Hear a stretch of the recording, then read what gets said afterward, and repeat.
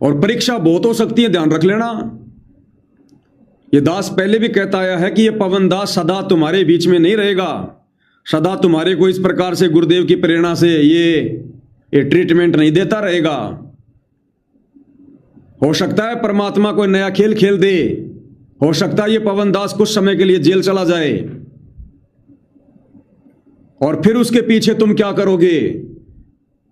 परमात्मा फिर ये भी चेक करेगा कि पवन दास के फिर से जेल जाने के बाद क्या ये साध संगत पवन दास के पीछे चल रही थी क्या? अब पवन दास के जेल जाने के बाद क्या इन भक्तों में उतनी दृढ़ता रहेगी क्या? इतना ही विश्वास रहेगा क्या?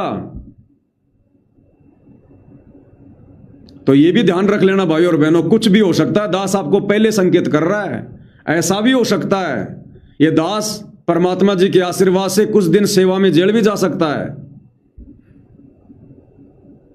उसके बाद क्या होगा वो अग्नि परीक्षा ही होगी, वो भी हमारी एक परीक्षा होगी। इसलिए दास सदा से कहता है कि मुझ पवन दास को देख के कभी मत चलना, मैं क्या कह रहा हूं क्या बोल रहा हूं जो गुरु के ज्ञान से है वो मैच करना, और या किसी को आधार मत बनाओ। ठीक है, परमात्मा ने मुझे एक समय के लिए सहयोगी बनाया, लेकिन आधार अपने गुरु जी के ज्ञान को ही बनाओ। सहयोगी तो कोई भी भगत हो सकता है, लेकिन आधार केवल अपने गुरु जी के ज्ञान को बनाओ, अपने गुरु जी को बनाओ। किसी भगत को आधार मान के मत चलना कभी जिंदगी में। ये तो परमात्मा ने इस दास के ऊपर दया रखी, जो मेरे को इतने दिनों तक परमात्मा ने संभाल के रखा, काल प्रेरित नहीं होने दिया। अन्यथा मेरे जैसे तो 50 आते हैं 50 जाते हैं, कितनी बार ना जाने हमारी नैया डूबती। लेकिन परमात्मा ने दास को दृढ़ता देके रखी। इस दास की औकात नहीं थी इस भक्ति मार्ग पर दृढ़ बने रहने की, इन आश्रम के इन गुंडों का सामना करने की, इनके इतने जुल्म सहन करने की।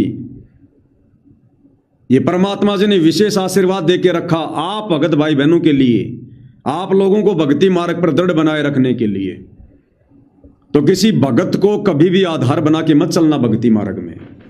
भगतों से तो फायदा उठाया जाता है, जितना वो भगत परमात्मा की मर्यादा में रहकर हमें कोई सत संदेशा दे रहा है तो हमने तो उस भगत का फायदा उठाना है, भक्ति पर हमने दृढ़ होना है।